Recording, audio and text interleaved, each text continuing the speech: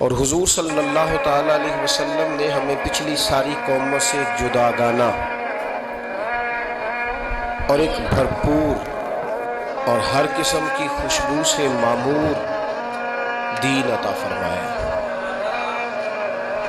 کسی بھی اور قوم کی تھوڑی سی چیز کو بھی اسلام کے اندر شامل کرنا یا کچھ تھوڑی سی کسی سے کوئی چیز مستعار یا ادھار لینا، اسلام اس کو پسند نہیں کرتا۔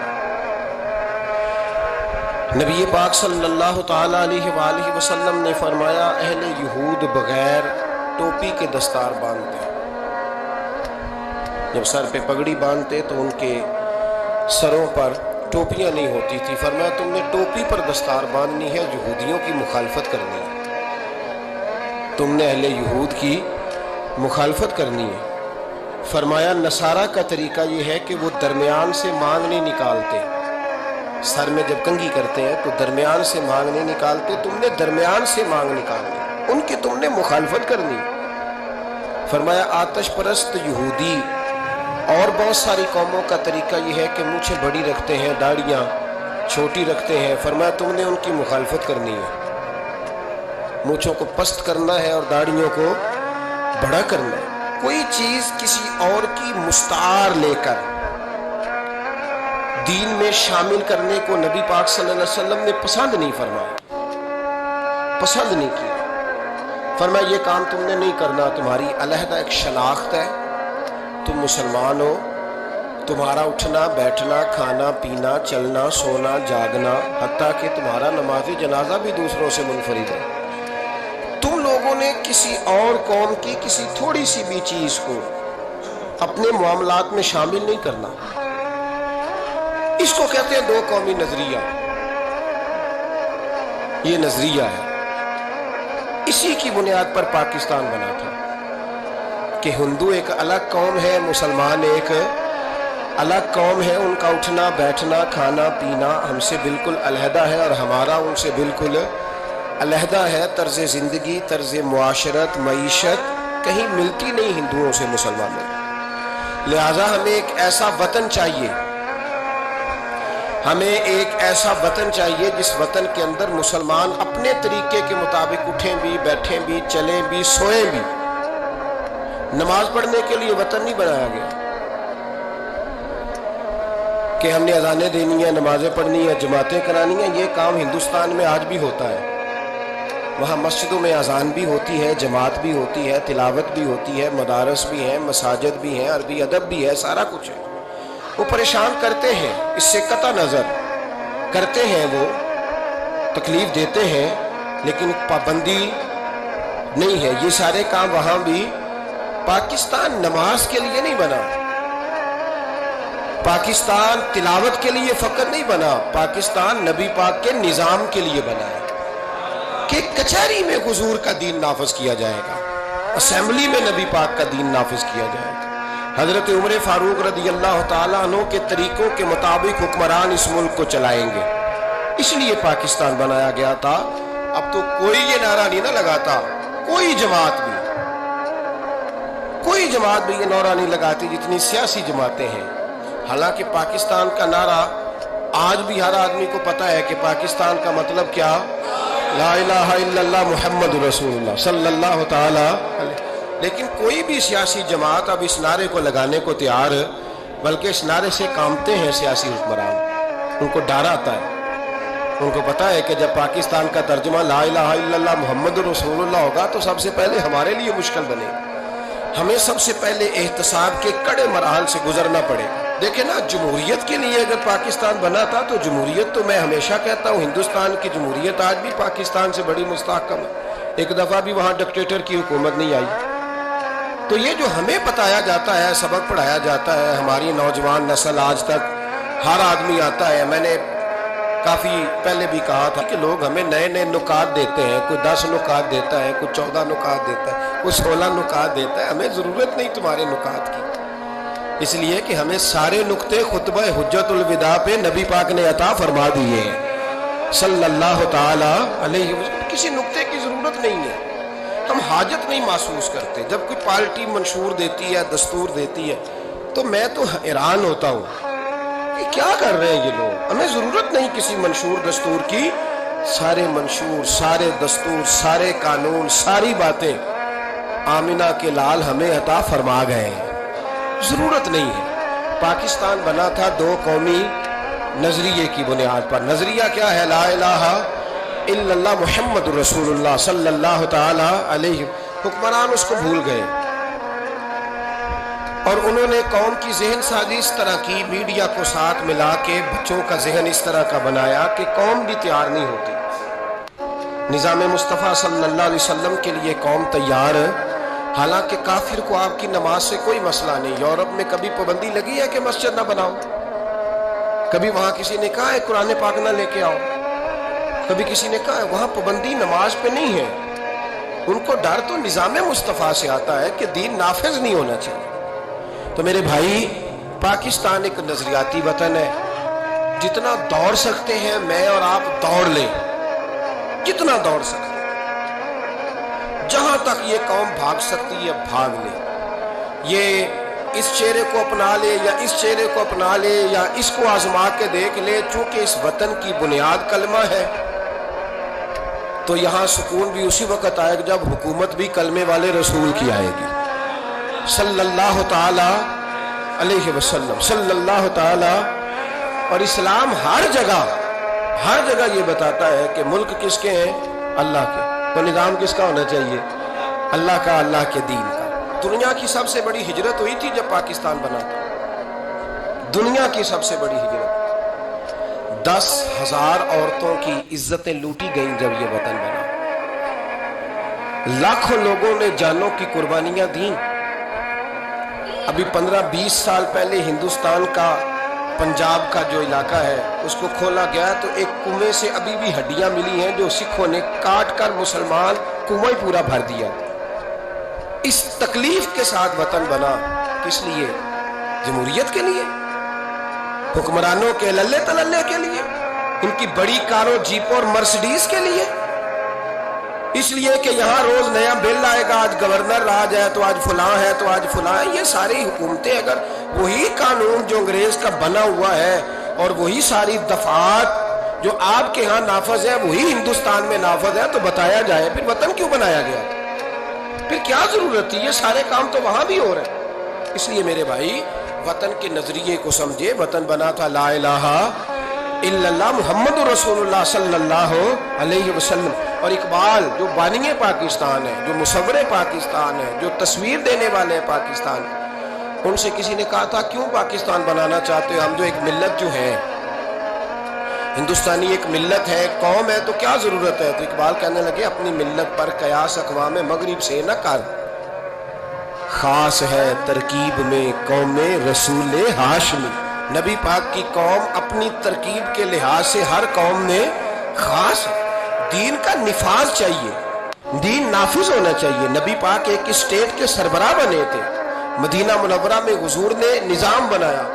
آج میں ایک نئی بات آپ سے کرنا چاہ رہا ہوں۔ رونا روتے زمانے بیت گئے، اب آگے کی طرف دیکھنا ہے۔ جو قومیں ماضی کی لکیر پیٹتی رہتی ہیں وہ مایوس ہو جاتی ہیں، ان کے جذبے ٹوٹ جاتے ہیں۔ اب ماضی کو پیٹنے کی بجائے مستقبل کی روشنی کو دیکھنا چاہیے۔ ہمیں نبی پاک صلی اللہ علیہ وسلم نے کسی وطن کی تعمیر کے لیے جو جذبات دیے ہیں ان جذبات پر ہمیں غور کرنا چاہیے۔ حکمران تو جو کر رہے ہیں وہ تو کر ہی رہے ہیں، اور جو وہ کریں گے وہ بھی سب کو نظر آ رہا ہے، اور ہمیں سمجھ لگ رہی ہے کہ آئندہ بھی کیا ہونے جا رہا ہے، ہم نے کیا کرنا ہے۔ ایک جملہ میں کہنے لگا ہوں، اگر کسی کو تکلیف ہو تو مجھے خوشی ہوگی۔ ایک جملہ میں کہنے لگا ہوں، اگر کسی کو پریشانی ہوگی تو مجھے بڑا ہی اچھا لگے گا۔ کسی بڑے آدمی کو پریشانی ہوگی تو مجھے خوشی ہوگی۔ وہ جملہ کیا ہے وہ سن لیں۔ یہ ملک حکمرانوں کا نہیں ہے، یہ ملک عوام کا ہے۔ اس لیے کہ حکمرانوں کے بچے تو یورپ میں رہتے ہیں، ان کی تو ٹکٹیں بک ہوتی ہیں، جب تک یہ اسمبلی میں ہوتے ہیں یہاں ہوتے ہیں، اور جب حکومتیں ختم ہوتی ہیں تو یہ یہاں موجود۔ ان سب کے تو باہر کاروبار ہے، رہائشیں ہیں، اولادیں ہیں، تو یہ وطن کس کا ہے؟ پاکستان وطن کس کا ہے؟ یہ ہمارا وطن ہے، یہ حکمرانوں کا نہیں ہے۔ دیکھیں نا، گھر اس کا ہے جس نے گھر کے اندر رہنا ہے. جس نے گھر میں رہنا نہیں اس کا وطن ہے. ہم نے رہنا ہے, ہماری نسلوں نے رہنا ہے. ہمارے ماں باپ رہے, ہم رہ رہے ہیں, ہماری آنے والی نسلیں رہیں گی. تو وطن پھر کس کا ہوا؟ ہمارا. حکمرانوں کا وطن گھر جو ہمارا ہے, تو ہم کسی کے ذمہ کیوں لگاتے ہیں؟ ہم اپنے وطن کا خود خیال کیوں نہیں کرتے؟ ہم کیوں نہیں یہ محسوس کرتے کہ وطن سب سے پہلا کام 14 اگست ہے پاکستان کے عزم نو کے لیے, ایک روشنی کے لیے, نوجوانوں کے لیے چند باتیں کرنا چاہتا ہوں. پہلی بات اپنے ذہن میں بنائیں کہ وطن کی جو محبت ہوتی ہے نا, حب الوطن من الایمان, وطن کی محبت ایمان کا حصہ ہوتی ہے. اس بات کو یاد کر لے. میرے نبی پاک علیہ السلام مکہ مکرمہ سے تشریف لائے تھے, حضور مہاجر بن کے مدینے آئے تھے. لیکن بخاری مسلم کی ایک ایسی حدیث ہے جس کی میں نے کبھی شرح نہیں پڑھی, اور میں اس حدیث کی شرح میں کبھی نہیں گیا اور جانا چاہتا بھی نہیں. نرالا رنگ ہے اس حدیث پاک کا. میرے محبوب پاک علیہ السلام مہاجر بن کے مدینے آئے, لیکن حضور نے ایک موقع پہ فرمایا, سنو بھائی مہاجرین اور انصار, کان کھول کے سنو. اب مہاجرین میں شامل کون کون تھے؟ حضرت ابو بکر صدیق, حضرت عمر فاروق, حضرت عثمان غنی, حضرت مولا علی, حضرت مصعب ابن عمیر, حضرت بلال حبشی. یہ سب لوگ مہاجر تھے, لیکن حضور نے وطن کی محبت بیان فرمائی. میرے محبوب نے فرمایا, یاد رکھنا اگر کبھی لوگوں میں اختلاف رائے ہوا اور لوگوں کی دو لائنیں بن گئیں, ایک قطار ادھر جا رہی ہے لوگوں کی اور ایک قطار ادھر جا رہی ہے, تو فرمایا اگر تم مجھے دیکھو گے نا میں کس قطار میں ہوں, تو میں تمہیں اس قطار میں ملوں گا جس قطار میں میرے مدینے والے جا رہے ہوں گے. میں کہہ رہا ہوں بلا تبصرہ, بغیر تشریح کے اس روایت کو دیکھیے گا. حضور نے اپنے وطن سے پیار کیا اور اپنے وطن کے لوگوں سے محبت فرمائی. حضرت ابو ہریرہ فرماتے ہیں, جب ہم سفر سے واپس آتے تھے نا, سفر سے واپس لوٹتے تھے اور مدینہ منورہ کی عمارتیں نظر آتی تھی, مکانات نظر آتے تھے, تو ہم حضور کا جذبہ دیکھتے. میرے محبوب پاک گھوڑے کو تیز کر دیتے, سواری کو دوڑاتے. یا رسول اللہ کیا ہوا؟ فرمایا جلدی کرو, میرا شہر آ گیا ہے, میرا علاقہ آ گیا. حضور نے اپنے وطن سے پیار کیا, اگرچہ اس وطن کی انفرادیت اپنی جگہ پہ ہے, اس کی عظمت اپنی جگہ. ایک پہلو ان حدیثوں سے یہ بھی ملتا ہے کہ جس جگہ ہم رہتے ہیں ہمیں اس وطن سے پیار ہونا چاہیے, ہمیں پاکستانی ہونے پر فخر ہونا چاہیے. مدینے کے بعد, مکے کے بعد اگر ہمیں کسی وطن سے پیار کرنا چاہیے تو پاکستان سے کرنا چاہیے.